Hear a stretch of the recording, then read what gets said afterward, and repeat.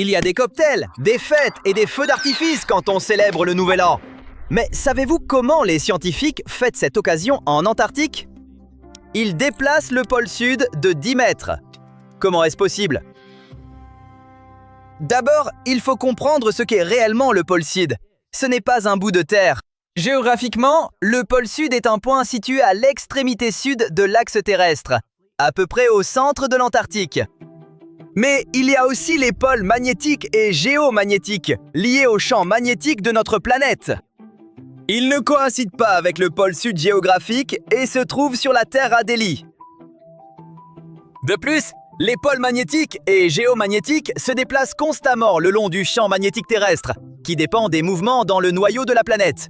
Alors, que font vraiment les scientifiques? Ils ne peuvent pas modifier les pôles magnétiques ou géomagnétiques. Cela veut dire qu'ils déplacent l'Antarctique lui-même. Pas exactement. Ils prennent simplement un petit repère planté dans la glace et le déplacent de 10 mètres. La glace déplace le repère au cours de l'année, puis les scientifiques le remettent en place. Techniquement, le pôle sud lui-même ne bouge pas, mais l'Antarctique, si. Le point qui marque le pôle sud doit donc être repositionné, car la glace dérive lentement. Si vous preniez un crayon géant et transperciez la Terre en plein milieu, les deux extrémités du crayon, dépassant en haut et en bas, marqueraient les pôles nord et sud. La Terre bouge, mais la position du crayon reste la même. En quelque sorte, le repère que les scientifiques placent en Antarctique est la pointe de ce crayon. Et le pôle Nord, les scientifiques y placent-ils aussi un repère? Non, c'est impossible, car le pôle Nord est recouvert d'une glace en mouvement permanent. Hormis la glace à perte de vue, les manchots et le repère du pôle Sud, y a-t-il autre chose d'intéressant en Antarctique? Bien sûr! C'est le plus grand désert du monde. Attendez, quoi? Un désert? Ce n'est pas que des dunes et du sable brûlant. Le Sahara est aussi un désert, mais un désert se définit non par la quantité de sable, mais par la quantité de précipitations. L'Antarctique reçoit très peu de précipitations. C'est pourquoi il est considéré comme la région la plus sèche de la Terre. En même temps, environ 70% de l'eau douce mondiale se trouve ici, sous forme de glaciers. Et sous cette glace, à certains endroits, coule de la lave. L'Antarctique abrite le mont Erebus, le volcan actif le plus au sud du monde. À l'intérieur, il y a un véritable lac de lave. Malgré cela, la température la plus basse jamais enregistrée sur Terre a été mesurée ici, moins 89,2 degrés Celsius. La température moyenne d'un congélateur est de moins 18 degrés Celsius.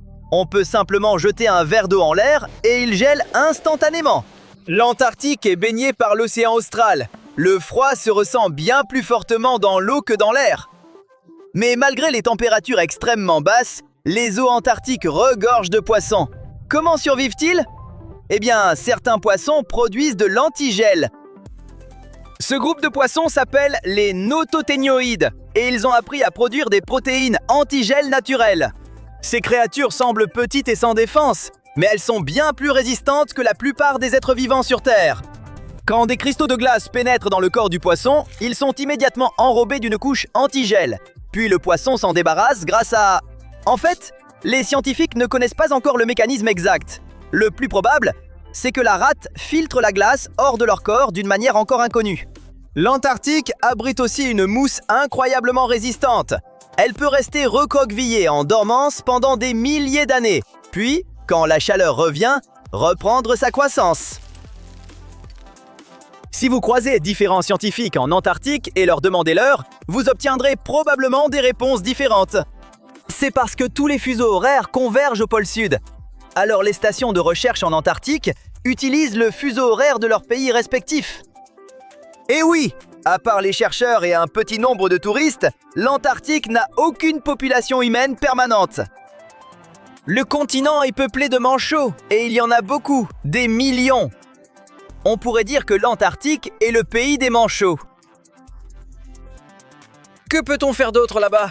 Obtenir un timbre-poste unique. L'Antarctique abrite le bureau de poste le plus au sud du monde, situé à la station de recherche britannique de Port-Locroix. Bon, la visite de l'Antarctique pour les petits est terminée. Il est temps de découvrir le côté sombre de ce continent. Parmi ces glaciers blancs à perte de vue, quelque chose se cache qui peut vraiment vous effrayer. L'une des choses les plus inquiétantes en Antarctique ne se voit pas, elle s'entend. On l'appelle le chant de la glace. Mieux vaut ne pas l'écouter la nuit. Les scientifiques ont découvert ce chant par hasard, grâce à des capteurs sismiques.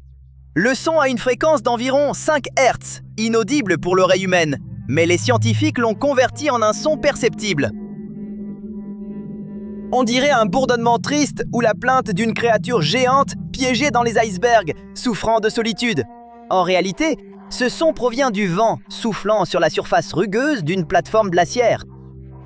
Maintenant, imaginez entendre ce son et voir parmi la glace une cascade rouge. Ce n'est pas une hallucination, c'est une vraie cascade d'eau de fonte couleur rouille. Elle a été découverte en 1911, mais les scientifiques n'ont percé le mystère de ce phénomène inquiétant qu'en 2017. En plus de l'eau douce, l'Antarctique contient aussi de l'eau salée, riche en fer. Quand cette eau s'écoule d'un glacier, le fer s'oxyde au contact de l'oxygène, et l'eau prend cette couleur menaçante. C'est en fait la couleur de la rouille. Imaginez la surprise des explorateurs quand ils ont découvert ce spectacle. Mais ce n'est pas le seul phénomène rouge en Antarctique. Dans certaines zones du continent, on trouve de la neige pastèque. Elle paraît inquiétante à cause de sa teinte cramoisie. La neige doit cette couleur à des algues microscopiques uniques qui produisent des spores rouges et vertes. La teinte varie selon le degré de réchauffement de la glace. Cette neige est aussi toxique et dangereuse pour l'homme. Mais le plus effrayant n'est pas là. Loin de là. Descendons dans les eaux froides et sombres de l'Antarctique. Ici, en plus des adorables nototénioïdes, vivent des araignées sous-marines. C'est rassurant de savoir qu'elles vivent au fond de l'océan, dans l'un des endroits les plus reculés de la planète. Mais pour les besoins de cette vidéo, regardons-les de plus près. Ce ne sont pas vraiment des araignées, mais des arthropodes marins. Leur taille peut atteindre 50 cm de diamètre. C'est plus grand que des roues de voiture. Et savez-vous ce qu'il y a de plus terrifiant? Ces monstres respirent par des trous dans leurs longues pattes. Plus l'araignée de mer est grande, plus ses pattes deviennent poreuses. Elles ressemblent à du gruyère. Mais pourquoi sont-elles si énormes? Selon une hypothèse, ces créatures consomment bien moins d'oxygène que les animaux de surface et ont donc un métabolisme beaucoup plus lent. Cela leur permet de devenir bien plus grandes que les animaux et insectes ordinaires. Ces araignées ne sont pas les seuls habitants effrayants des eaux antarctiques. Voici les cochons de mer. Ils vivent aussi au fond des océans Pacifique, Atlantique et Indien. Ils ressemblent à un croisement entre un cochon, Cthulhu et un axolotl. En réalité, c'est un type de concombre de mer, une créature de la taille d'un doigt qui semble venue d'une autre planète, sans yeux, avec des tentacules translucides. Honnêtement, ils sont moins effrayants que les araignées de mer, mais ils provoquent quand même un certain malaise. Ces créatures sont des charognards, discrets, tranquilles. Ils parcourent le fond de l'océan et collectent des débris organiques pour se nourrir. Grâce à cela, ils font office d'aspirateurs nettoyant les fonds marins. Ils semblent totalement sans défense, mais leur peau est saturée de toxines qui repoussent les prédateurs. Certains d'entre vous trouvent peut-être ces créatures mignonnes et voudraient en ramasser une. N'essayez même pas, c'est impossible. Si un cochon de mer s'approche à moins de 1200 mètres de la surface, il se désintègre en morceaux gélatineux. C'est pourquoi ils sont très difficiles à étudier. Les scientifiques ne savent toujours pas exactement comment ils se reproduisent. On sait seulement qu'ils pondent des œufs. Et on ignore aussi combien de temps vivent ces créatures. Ils sont peut-être parmi les êtres vivants les plus anciens du monde.